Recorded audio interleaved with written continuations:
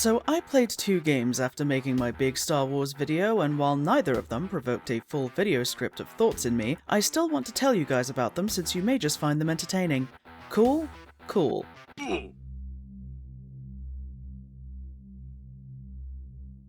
Oh yeah, they knew exactly what they were doing with the font design on this one, as it immediately caught my eye when I was glancing through the Ludo Narrative Games sale on Steam the other week. Excuse me? I thought to myself, wondering what in the fresh hell I'd stumbled upon, and that confusion only grew once I read the title properly. Clickholding. What was I getting into here? The answer to that was a short but distinctly uncomfortable experience where you stand in a motel room and click a tally counter, while a strange man in a mask sits in the corner, directing your every move. He tells you where to stand, where to sit, where to look, to change the temperature to his liking, all while commanding you to click the tally counter until it reaches 9999 and turns over. It is not subtle. And when I say uncomfortable, I don't mean you get the sense that this man is going to do anything untoward with you. You're already kind of doing something off the beaten track here. But his presence is consistently intense, and there are many moments where it feels like something violent is simmering under the surface, yet that violence is never really directed at you. Not really.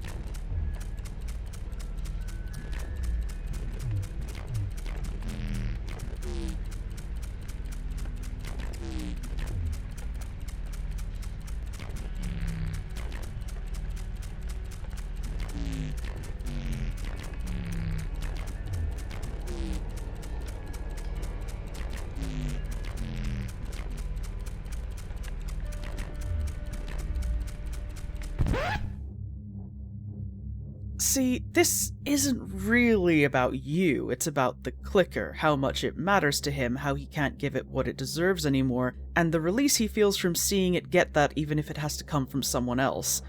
At least, that's one way of looking at this scenario, and since I don't want to spoil such a short game any further, I'd strongly recommend you go play it yourself if this intrigued you at all. Now, as for the other game I played, this is a dark comedy visual novel about convincing a vampire polycule with one brain cell between them to turn you instead of drain you like a Capri Sun, and while sexual dialogue and crude jokes are peppered liberally throughout, you are not required to engage in sexual scenes to get through it.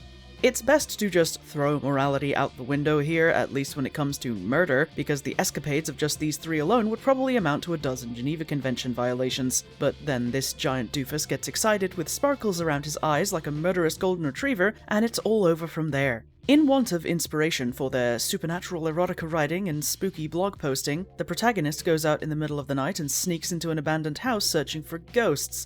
They don't find ghosts, what they find instead is a trio of vampires: Laurel, Valeria, and Ilias, all of whom quickly have you pinned like a pack of wolves and babbling for your life. Your goal here is to talk your way out, since you definitely aren't going to win a physical altercation, but even failing to do so can be amusing since not a single one of these losers can be serious about anything, at least not for long. If you do convince them to humor the idea of turning you, picking one of them to be your sire leads to a one-on-one conversation that can still lead to your true and final death if you play your cards wrong. That is, if you want to be a vampire and weren't just saying whatever to stay alive in the moment, but that's your business. Regardless, it can get steamy from this point if you so choose, because there's nothing like being cornered by 3 undead apex predators to really get the blood pumping. Aside from the unrepentant audacity of your 3 potential sires, the game in general has a very irreverent and memey sense of humor, so if that's your vibe, this might be the game for you. I was especially fond of the memes they used for achievement icons, like Knife Cat for Laurel, and that one image of 3 vastly different girls sitting together on the train. In the event you did convince one of them to sire you, there's also a DLC to play through called Bad Blood. where it's 6 months after the fact and polite vampire society knocks on our door for an extremely overdue welfare check because guess what? There are rules when it comes to making a new vampire, and while your polycule has its many charms, they are, how do I put this delicately? Chaotic dipshits. Laurel is really the only one consistently holding the brain cell. Valeria can make good points when her ego is fluffed, and Ilias... It's just house music in there. House music, carnage, and rampant horniness. So while they were supposed to be teaching you everything you need to know about being a vampire and how to behave properly, they haven't, and this finally bites them in their collective ass when a guardian is appointed to assess if they're treating us well. And also to kill us on the spot if they aren't, because we can't have an untrained feral fangling running around now, can we? They aren't given much time to prepare, however, as the Guardian arrives unannounced and lower your voice, game!